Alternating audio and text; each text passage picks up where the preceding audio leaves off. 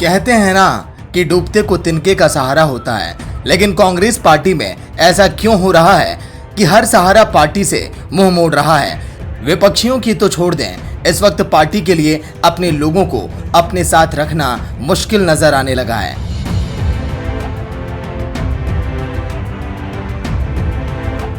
जी हां, कर्नाटक और मध्य प्रदेश में सत्ता गंवाने के बाद अब राजस्थान में भी सरकार के ऊपर संकट के बादल मंडराने लगे हैं। लेकिन ये जानना बेहद जरूरी है कि आखिर एक ही पार्टी के मुख्यमंत्री और उप मुख्यमंत्री के बीच में इतनी तकरार कैसे आ गई कि आज सत्ता के कुर्सी के पहिए डगमगाने लगे हैं। इसी कड़ी में सबसे पहले लोकप्रिय नेता सचिन पायलट के बारे में जानना होगा। 7 सितंबर 1977 को जन्मे सचिन पायलट के पिताजी भी कांग्रेस पार्टी के खास थे।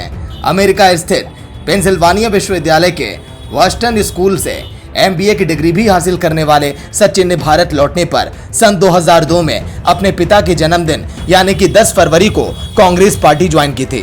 13 मई 2004 को पायलट 14वीं लोकसभा के लिए दौसा सीट से चुने गए, जिसमें उन्होंने अपने निकटतम प्रतिद्वंदी को 12 लाख मतों से हराया। 26 साल की उम्र में सचिन पायलट भारतीय सांसद बनने वाले पहले युवा थे। दिसंबर 2018 में राजस्थान विधानसभा चुनावों के पश्चात वे राजस्थान के 5वें उप मुख्यमंत्री भी बने, लेकिन अपनी पार्टी से मतभेदों को लेकर 14 जुलाई 2020 को उन्हें उप मुख्यमंत्री एवं राजस्थान कांग्रेस पद से हटाया गया। वहीं अशोक गहलोत के दूसरे कार्यकाल में जब कांग्रेस बुरी तरह से हार गई थी, तब केंद्रीय मंत्री के रूप में केंद्र सरकार में शामिल सचिन पायलट को राजस्थान की कमान दी गई थी।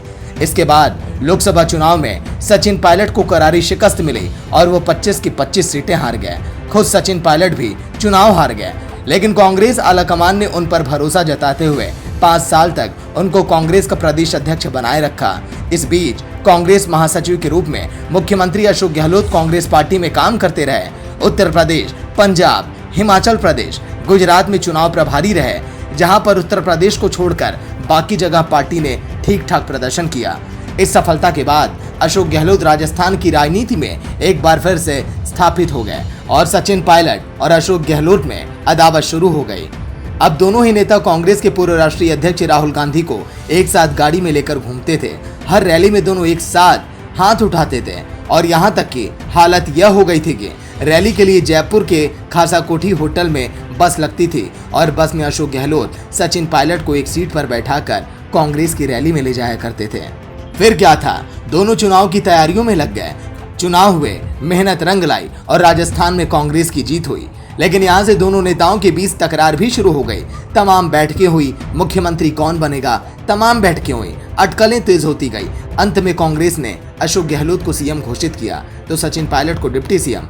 लेकिन कहीं न कहीं दोनों के बीच अब दूरियां भी दिखने लगी थी, क्योंकि सचिन पायलट का साफ ये कहना था कि उन्हें सीएम पद चाहिए, लेकिन पार्टी ने कहा कि विधायकों के द्वारा चुनाव में अशोक गहलोत को सीए चुना गया, लेकिन सचिन पायलट को मना लिया गया और उप मुख्यमंत्री पद उनके पास रहा। लेकिन इस चिंगारी ने आग 10 जुलाई को उस वक्त पकड़ ली जब मुख्यमंत्री गहलोत ने बीजेपी पर अपनी सरकार गिराने का आरोप लगाया। पुलिस का नोटिस अपने ही उप मुख्यमंत्री को थमा दिया गया। इस घटना ने अंदरूनी कलह में आखिरी कील ठोक दी और नतीजा आज सामने आया। सचिन पायलट अपने समर्थन के विधायकों के साथ दिल्ली पहुंच गए और बगावत का दौर शुरू हो गया। मौजूदा वक्त की अगर बात करें तो 19 विधायकों के साथ सचिन पायलट अब भी बगावत पर हैं। अशोक गहलोत ने बागी विधायकों के बाद भी बहुमत साबित करने का दावा किया, सत्र बुलाने की बात कही, लेकिन राज्यपाल ने उन्हें इसकी अनुमति नहीं दी। वहीं सचिन पायलट और 19 विधायकों को अयोग्य घोषित करने की भी कोशिश हो गई, लेकिन मामला सुप्रीम कोर्ट गया और राहत मिली पायलट खेमे को। वहीं सचिन पायलट की बगावत का खामियाजा कांग्रेस को भुगतना पड़ सकता है, तो वहीं सचिन पायलट भी अधर में फंसते हुए नजर आ रहे हैं। कांग्रेस का शीर्ष खेमा लगातार सचिन पायलट को मनाने की कोशिश में लगा है, क्योंकि कहीं ना कहीं पार्टी को सचिन के नाम पर एक बड़ा नुकसान हो सकता है।